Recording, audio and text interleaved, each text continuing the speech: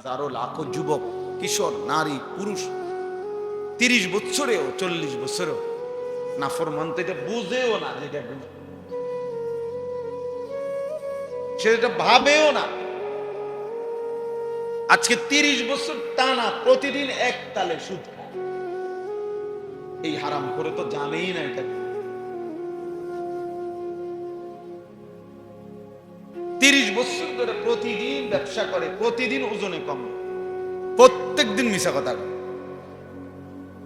এই বেঈমানে তো জানেই না, এই নাফরমান তো জানেই না এটা গুনাহ। সে তো এটা কি বুঝেই না, তার কলিজার ভিতরেই তো না। কোনদিন 1 বছর 2 বছর কোনদিনই ফজরের নামাজ পড়ে না এমন কিশোর, এমন যুবক কোনদিনই ফজরের নামাজ, 365 দিনের একদিনও ফজরের নামাজ পড়ে না। তাহলে এই জানোয়ার তো জানেই না আল্লাহ কি, আখিরাত কি, পরকাল কি, আবার বিচার কি, তা হাসর কি।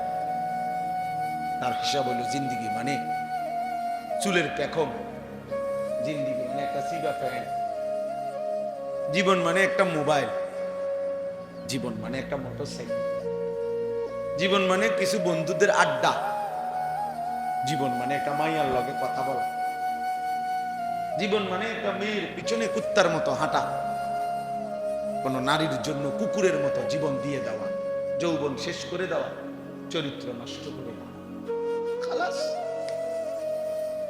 আর কি, আর কি? তাহলে সে জীবন চিনল কি, বুঝলো কি? জীবন একটু পর পর চুল ফিরা, দেখবেন অনেক প্রতিবন্ধী, বাস্তব, তুমি পরীক্ষা করলে দেখবা রিপোর্ট আসবে এ প্রতিবন্ধী। এই যে এরা এমনি এমনি একটু পর পর চুল ফিরায় না, এ প্রতিবন্ধী। কারণ তুমি নিজেই জানো এটা সামনে এলা, তো আবার এটা ফিরাও কা, এটা বারবার যেহেতু তোমার ডিস্টার্ব করে, তো এটা কাটো না কেন?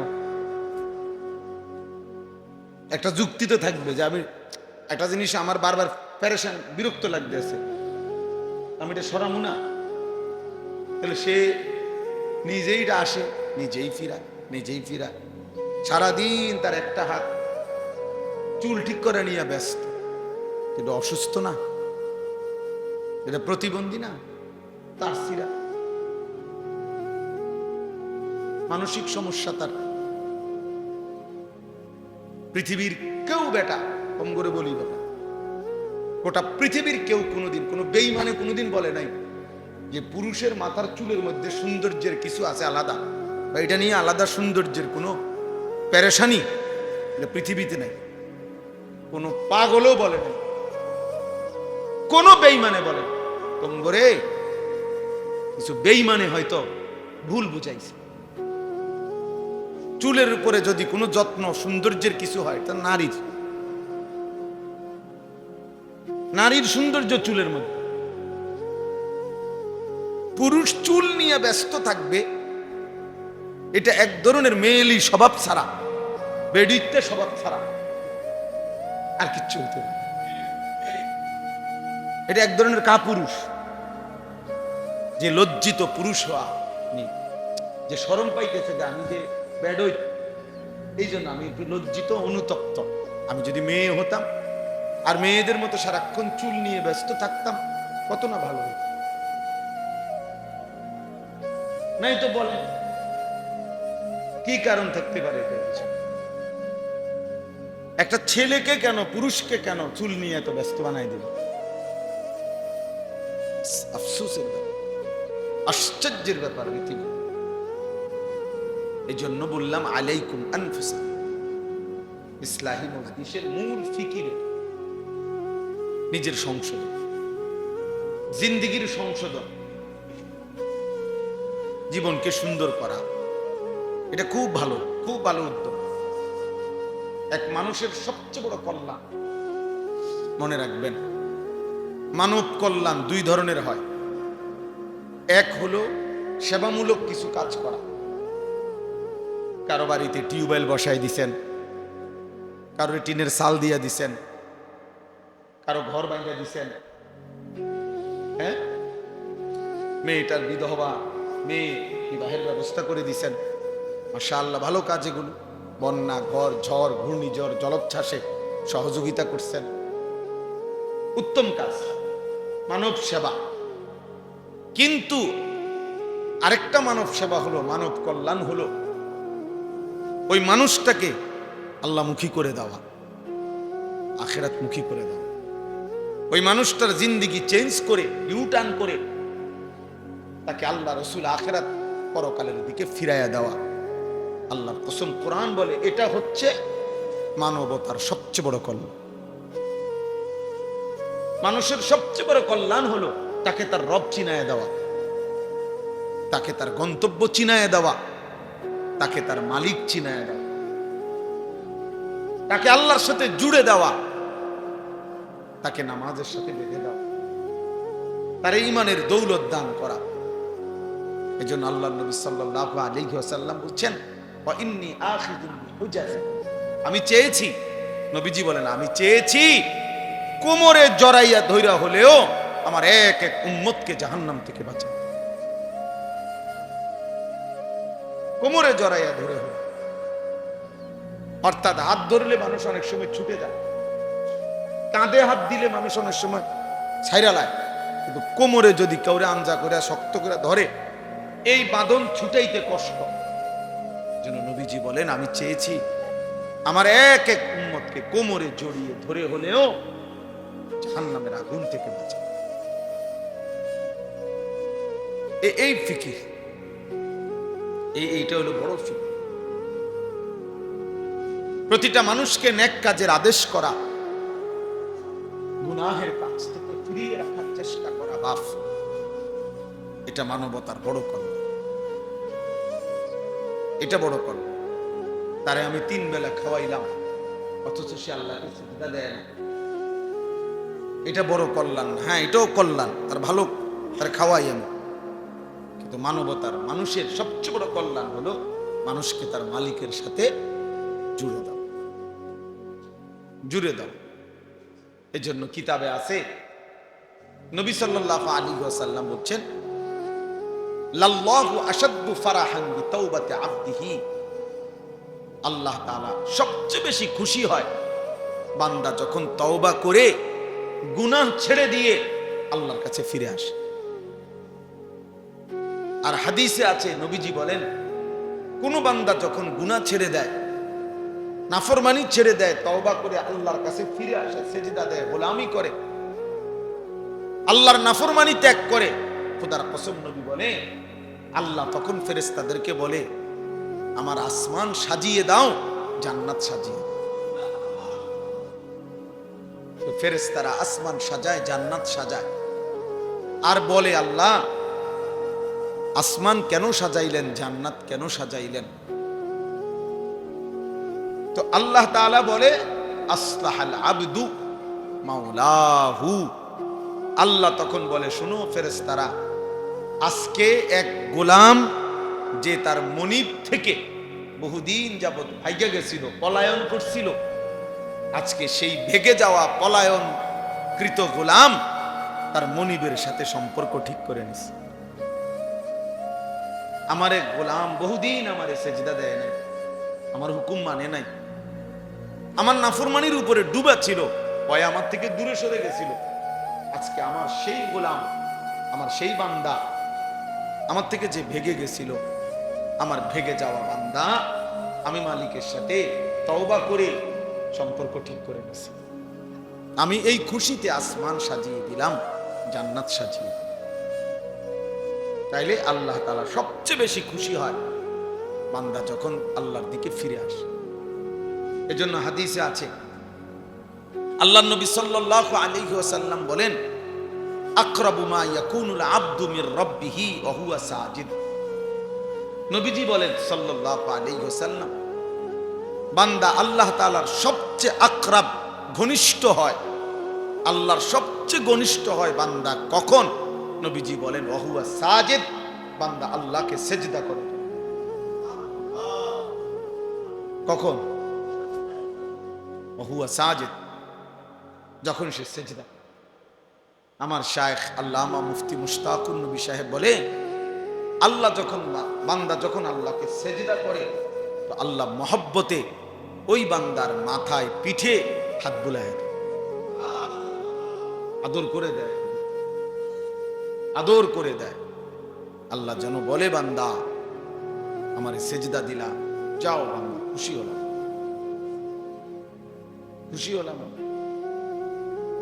এজন্য নামাজ যার কপালে জোটে না তার কপালের উপরে লানত, যার কপালে সেজদা না, থু তো তোর কপালে, থু তোর কপালে, লানত তোর কপালে, লানত তোর কপালে। সেজদা জোটে না, তোরে আল্লাহ বানাইলই কেন? যার কপালে সেজদাই জোটে। এবং বলবেন যে আপনি হুজুর লানত দিলেন। হ বেটা, আল্লাহ লানত দিছে। ওয়া ইন্না আলাইকা লানাতা ইলা ইয়াউমিদ্দিন। কোরআন শরীফে আল্লাহ বলছে, ইবলিস তুই আমারে সেজদা দিলি না, আজকে থেকে নিয়ে কিয়ামত পর্যন্ত তোর উপরে আমি আল্লাহর লানত। কোরআন শরীফের আয়াত। তাহলে ইবলিসের উপরে আল্লাহ এই লানতটা কেন দিচ্ছে? কথা বলেন না কেন? সেজদা দেয় না দেখে। সেজদা না করার কারণে তো কি দিছে? কয়দিনের লানত? একবার, একদিনের লানত, কিয়ামত পর্যন্তের জন্য। তাইলে একটি সেজদা না দিলে যদি কিয়ামত পর্যন্ত লানত দেয়, একদিনে 5 ওয়াক্ত নামাজে এক নাফরমান কতগুলো সেজদা ছুটে গেছে। ফজরের নামাজের 4 রাকাত নামাজে 8টা সেজদা, জোহরের যদি 10 রাকাতও ধরি 20টা সেজদা, আসরের যদি 4 রাকাতও ধরি 8টা সেজদা, মাগরিবের যদি 5 রাকাতও ধরি 10টা সেজদা, এশার নামাজের যদি 9 রাকাতও ধরি 18টা সেজদা। একদিনে তোর কয়টা সেজদা ছুটে গেল? তুমি কি পরিমাণ লানতের যোগ্য হইলা? তুমি কি পরিমাণ অভিশপ্ত হল? আল্লাহ আমাদেরকে বুঝ দান করে। এজন্য প্রিয় ভাই বাবা, আমি এই জন্য প্রথমেই বলে নিলাম, 10 জন হোক, 5 জন হোক, 50 জন হোক, এটা কোনো কথা। এক আল্লাহর বান্দার ফিকিরও বলা দরকার। একজনের জন্য আল্লাহর কথা শোনানো দরকার, ইসলাহ দরকার, সংশোধন দরকার। এই বলতে বলতে, শুনতে শুনতে, বারবার বলতে বলতে বলতে বলতে ঠিক কখন কার পরিবর্তন হবে, ঠিক কখন কোন দিন কে বদলে যাবে, সেটা মূলত আল্লাহর ফয়সালা। আমাদের দায়িত্ব বলতে থাকা, শুনতে থাকা, আয়োজন করতে থাকা। মূলত ফয়সালা, হেদায়েত কে দিবে? এতদিন ধরে ওয়াজ করি, ওই মানুষ তো ভালো হয় না। না, মানুষ সবাই ভালোই যাইতেইব এটা জরুরি না, আমার বলা জরুরি। হাজারো লাখো যুবক, কিশোর, নারী, পুরুষ 30 বছরেও 40 বছরেও নাফরমান তো এটা বুঝেও না, যেটা সেটা ভাবেও না। আজকে 30 বছর টানা প্রতিদিন এক তালে সুদ, এই হারাম করে তো জানেই না এটা। 30 বছর ধরে প্রতিদিন ব্যবসা করে, প্রতিদিন ওজনে কম, প্রত্যেক দিন মিশা কথা বলে। এই বেঈমানে তো জানেই না, এই নাফরমান তো জানেই না এটা গুনাহ। সে তো এটা কি বুঝেই না, তার কলিজার ভিতরেই তো নাই। কোনদিন 1 বছর 2 বছর কোনদিনই ফজরের নামাজ পড়ে না এমন কিশোর, এমন যুবক কোনদিনই ফজরের নামাজ, 365 দিনের একদিনও ফজরের নামাজ পড়ে। তাহলে এই জানোয়ার তো জানেই না আল্লাহ কি, আখিরাত কি, পরকাল কি, আবার বিচার কি, তা হাসর কি। তার হিসাব হলো জিন্দিগি মানে চুলের পেখম, জিন্দিগি মানে একটা সিবা ফ্যান, জীবন মানে একটা মোবাইল, জীবন মানে একটা মোটরসাইকেল, জীবন মানে কিছু বন্ধুদের আড্ডা, জীবন মানে একটা মাইয়ার লগে কথা বলা, জীবন মানে একটা মেয়ের পিছনে কুত্তার মতো হাঁটা, কোন নারীর জন্য কুকুরের মতো জীবন দিয়ে দেওয়া, যৌবন শেষ করে দেওয়া, চরিত্র নষ্ট করে দেওয়া, খালাস। আর কি আর কি? তাহলে সে জীবন চিনল কি, বুঝলো কি? জীবন একটু পর পর চুল ফিরা, দেখবেন অনেক প্রতিবন্ধী, বাস্তব, তুমি পরীক্ষা করলে দেখবা রিপোর্ট আসবে এ প্রতিবন্ধী। এই যে এমনি এমনি একটু পর পর চুল ফিরায় না, এ প্রতিবন্ধী। কারণ তুমি নিজেই জানো এটা সামনে গেলা, তো আবার এটা ফিরাও কা, এটা বারবার যেহেতু তোমার ডিস্টার্ব করে, তো এটা কাটো না কেন? একটা যুক্তি তো থাকবে যে আমি একটা জিনিস আমার বারবার পেরেশান বিরক্ত লাগতেছে, আমি এটা সরামু না। তাহলে সে নিজেই আসে, নিজেই ফিরা, নিজেই ফিরা, সারাদিন তার একটা হাত চুল ঠিক করে নিয়ে ব্যস্ত। এটা অসুস্থ না? এটা প্রতিবন্ধী না? তার সিরা মানসিক সমস্যা তার। পৃথিবীর কেউ বেটা, কম করে বলি বেটা, গোটা পৃথিবীর কেউ কোনোদিন, কোনো বেঈমানে কোনোদিন বলে নাই যে পুরুষের মাথার চুলের মধ্যে সৌন্দর্যের কিছু আছে আলাদা, বা এটা নিয়ে আলাদা সৌন্দর্যের কোনো পেরেশানি এটা পৃথিবীতে নাই। কোনো পাগলও বলে নাই, কোনো বেঈমানে বলে না। কম করে কিছু বেঈমানে হয়তো ভুল বুঝাইছে। চুলের উপরে যদি কোনো যত্ন সৌন্দর্যের কিছু হয়, তা নারীর সৌন্দর্য চুলের মধ্যে। পুরুষ চুল নিয়ে ব্যস্ত থাকবে, এটা এক ধরনের মেয়েলি স্বভাব ছাড়া, বেডিত্বের স্বভাব ছাড়া আর কিচ্ছু হতে পারে। এটা এক ধরনের কাপুরুষ, যে লজ্জিত পুরুষ হওয়া, যে শরম পাইতেছে যে আমি যে বেডই, এই জন্য আমি একটু লজ্জিত, অনুতপ্ত। আমি যদি মেয়ে হতাম আর মেয়েদের মতো সারাক্ষণ চুল নিয়ে ব্যস্ত থাকতাম, কত না ভালো হতো। নাই তো বলেন কি কারণ থাকতে পারে? একটা ছেলেকে কেন, পুরুষকে কেন চুল নিয়ে এত ব্যস্ত বানাই দিল? আফসোসের ব্যাপার, আশ্চর্যের ব্যাপার রীতিনি। এই জন্য বললাম আলাইকুম আনফুসা। ইসলাহি মজলিসের মূল ফিকির নিজের সংশোধন, জিন্দিগির সংশোধন, জীবনকে সুন্দর করা। এটা খুব ভালো, খুব ভালো উদ্যোগ। এক মানুষের সবচেয়ে বড় কল্যাণ, মনে রাখবেন, মানব কল্যাণ দুই ধরনের হয়। এক হলো সেবামূলক কিছু কাজ করা। কারো বাড়িতে টিউবওয়েল বসাই দিছেন, কারো টিনের চাল দিয়া দিছেন, কারো ঘর বানিয়ে দিছেন, হ্যাঁ, মেয়েটার বিধবা, মেয়ে বিবাহের ব্যবস্থা করে দিছেন। মাশাআল্লাহ, ভালো কাজ এগুলো। বন্যা, ঘর, ঝড়, ঘূর্ণিঝড়, জলোচ্ছ্বাসে সহযোগিতা করছেন, উত্তম কাজ, মানব সেবা। কিন্তু আরেকটা মানব সেবা হলো, মানব কল্যাণ হলো ওই মানুষটাকে আল্লাহমুখী করে দেওয়া, আখিরাতমুখী করে দেওয়া। ওই মানুষটার জিন্দিগি চেঞ্জ করে, ইউটার্ন করে তাকে আল্লাহ, রসুল, আখিরাত, পরকালের দিকে ফিরাইয়া দেওয়া। আল্লাহ কসম, কোরআন বলে এটা হচ্ছে মানবতার সবচেয়ে বড় কল্যাণ।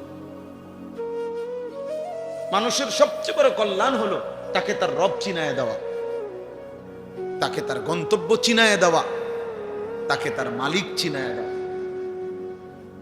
তাকে আল্লাহর সাথে জুড়ে দেওয়া, তাকে নামাজের সাথে বেঁধে দেওয়া, তার ঈমানের দৌলত দান করা। এজন্য আল্লাহ নবী সাল্লাল্লাহু আলাইহি ওয়াসাল্লাম বলছেন, ওয়া ইন্নী আখিযুন বিহুজাজিকুম, আমি চেয়েছি, নবীজি বলেন, আমি চেয়েছি কোমরে জড়াইয়া ধইরা হলেও আমার এক এক উম্মতকে জাহান্নাম থেকে বাঁচাও। কোমরে জড়াইয়া ধরে হলো। অর্থাৎ হাত ধরলে মানুষ অনেক সময় ছুটে যায়, কাঁধে হাত দিলে মানুষ অনেক সময় ছাইরা লায়, কিন্তু কোমরে যদি কাউরে আঞ্জা করে শক্ত করে ধরে এই বাঁধন ছুটাইতে কষ্ট। যেন নবীজি বলেন, আমি চেয়েছি আমার এক এক উম্মতকে কোমরে জড়িয়ে ধরে হলেও জাহান্নামের আগুন থেকে বাঁচা। এই ফিকির, এইটা হলো বড় ফিকির। প্রতিটা মানুষকে নেক কাজের আদেশ করা, গুনাহের কাজ থেকে ফিরিয়ে রাখার চেষ্টা করা, বাফ, এটা মানবতার বড় কর্ম। এটা বড় কর্ম। তারে আমি 3 বেলা খাওয়াইলাম, অথচ সে আল্লাহকে সিজদা দেয় না। এটা বড় কল্যাণ। হ্যাঁ, এটাও কল্যাণ, তার ভালো, তার খাওয়াই আমি। কিন্তু মানবতার, মানুষের সবচেয়ে বড় কল্যাণ হলো মানুষকে তার মালিকের সাথে জুড়ে দাও, জুড়ে দাও। এজন্য কিতাবে আছে, নবী সাল্লাল্লাহু আলাইহি ওয়াসাল্লাম বলেন, লাল্লাহু আশাদ্দু ফারাহান বিতাওবাতি আবদিহি, আল্লাহ তাআলা সবচেয়ে বেশি খুশি হয় বান্দা যখন তওবা করে গুনাহ ছেড়ে দিয়ে আল্লাহর কাছে ফিরে আসে। আর হাদিসে আছে, নবীজি বলেন, কোন বান্দা যখন গুনাহ ছেড়ে দেয়, নাফরমানি ছেড়ে দেয়, তওবা করে আল্লাহর কাছে ফিরে আসে, সেজদা দেয়, গোলামি করে, আল্লাহর নাফরমানি ত্যাগ করে, খোদার কসম নবী বলে, আল্লাহ তখন ফেরেশতাদেরকে বলে, আমার আসমান সাজিয়ে দাও, জান্নাত সাজিয়ে। তো ফেরেশতারা আসমান সাজায়, জান্নাত সাজায়, আর বলে, আল্লাহ আসমান কেন সাজাইলেন, জান্নাত কেন সাজাইলেন? তো আল্লাহ তাআলা বলে, আসলাহাল আবদু মাওলাহু। আল্লাহ তখন বলে, শোনো ফেরেশতারা, আজকে এক গোলাম যে তার মনিব থেকে বহুদিন যাবৎ ভাইগে গেছিল, পলায়ন করছিল, আজকে সেই ভেগে যাওয়া পলায়ন কৃত গোলাম তার মনিবের সাথে সম্পর্ক ঠিক করে নিছে। আমার এক গোলাম বহুদিন আমারে সেজদা দেয় নাই, আমার হুকুম মানে নাই, আমার নাফরমানির উপরে ডুবা ছিল, ওই আমার থেকে দূরে সরে গেছিল। আজকে আমার সেই গোলাম, আমার সেই বান্দা, আমার থেকে যে ভেগে গেছিল, আমার ভেগে যাওয়া বান্দা আমি মালিকের সাথে তওবা করে সম্পর্ক ঠিক করে নিছি।